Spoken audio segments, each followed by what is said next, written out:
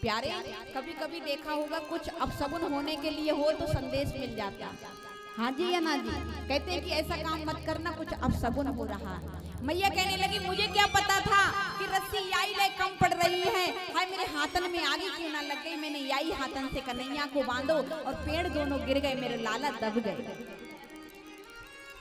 नंद बाबा के भैया नवनंद कहने लगे देखो अब हम गोकुल में नहीं रहेंगे, देखो गोकुल में कोई ना कोई आतो ही रहे।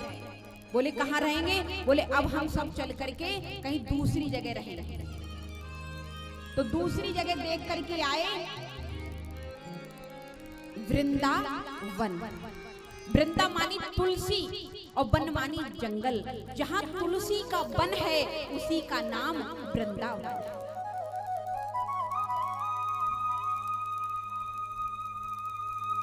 वृंदावन में सभी लोग तैयार हुए और तैयार होके अपनी अपनी बैलगाड़ियों पे सामान रखा और सभी लोग वृंदावन को जाने। अब यहाँ नहीं रहेंगे, अब वृंदावन में रहेंगे। अब वृंदावन में वन है तुलसी का, तो वहां कोई मकान घर झोपड़ी इत्यादि तो है नहीं। तो सभी ने अपनी अपनी बैलगाड़ियों को खड़ा करके उसी में पर्दा डाल के उसी में रहने। अब धीरे धीरे मैया सभी लोग अपने अपने घर का भी इंतजाम करते जा रहे हैं। कन्हैया ने एक दिन कहा मैया मैं बछड़ा चराने जाऊंगा। देख मैया अब तो मैं 2-3 वर्ष को हो गए हो, अब तो मैं बछड़ा चराने जाऊंगा। दाऊ दादा जाए ना, दाऊ दादा गैया लेके जाए, मैया मैं भी बछड़ा लेके जाऊं। मैया बोली अभी तू बछड़ा ना चरा सकता। जब ज्यादा अनुनय विनय करी तो गोविंद बछड़ा लेके चराने जाते हैं। धीरे धीरे अनेक लीलाएं की गोविंद ने।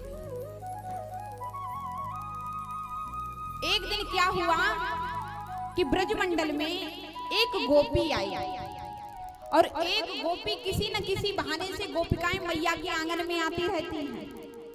सभी को पता है कि साक्षात परब्रह्म परमात्मा मैया यशोदा के आंगन में आया है। एक गोपी ने कही ऐसे तो रोज रोज जाएंगे तो मैया दर्शन नहीं करने देगी। तो एक दिन क्या किया कि एक गोवल का पल्ला लेकर के आई छपड़ा और कहने लगी ओ मैया मोकू गोबर चाहिए। मैया बोली मेरे 9 लाख गैया तो जितो चाहिए ले जा। अब गोपी ने गोबर भर लियो पल्ला। अब कहने लगी उचावे कौन? अब गोपी तो चाहती थी, बोली मैया गोबर उचा दे। मैया बोली गोबर मैं ना उचा पाऊं, मैं तो काम में लगी हूँ। तो कन्हैया बैठे। मैया बोली जा रे कन्हैया गोबर उछाया जाए। अब गोपी तो यही चाहती थी। एकदम गोपी के पास आए, कहने लगे ओरी गोपी अब मत ये गोबर लेने को, तू बार बार गोबर लेना आवेगी तो मोही को उचाने पड़ेगा। तो गोपी बोली सुनो तुम गोबर उचाई दियो और हम तुमको माखन देंगे। बोली माखन? बोली हाँ। तो तू जब बता कितनों माखन देगी? तो बोली जितनी बार गोबर लेने आएंगे जितनी बार तुम्हें माखन देंगे। तो बोली अब जा कैसे पता चलेगी कि तू कितनी बार गोबर ले? अब इतने तो हम पढ़े लिखे हैं ना, सो हमको पता चले कि तू कितनी बार गोबर लेके गई।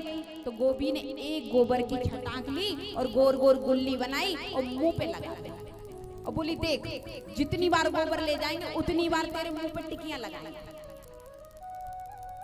अब धीरे धीरे 1 2 3 10 5 50 पूरा मुंह पे बिंदी बिंदी लगा दी।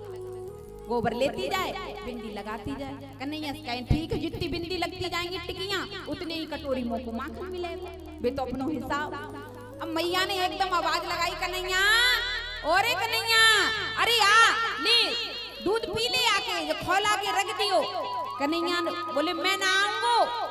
क्यों? अरे तो ना मालूम आज तो मेरे बहुत कुछ हिसाब किताब है मैया।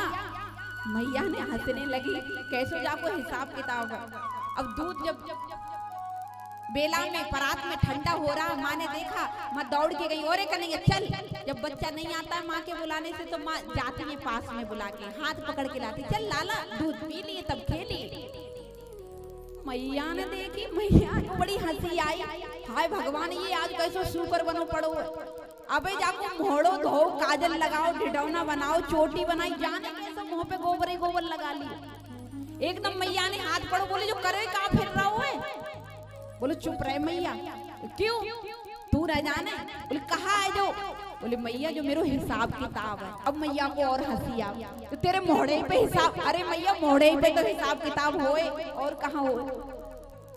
अब तो मैया ने एकदम झटक्का पकड़ के हाथ से पकड़ा और तुरंत ले जाके नल पर मोहड़े को धो दिया। अब तो रोमे का नहीं, अरे मैया तूने मेरे सब हिसाब किताब चौपट कर दियो, तूने सब हिसाब किताब चौपट कर दियो।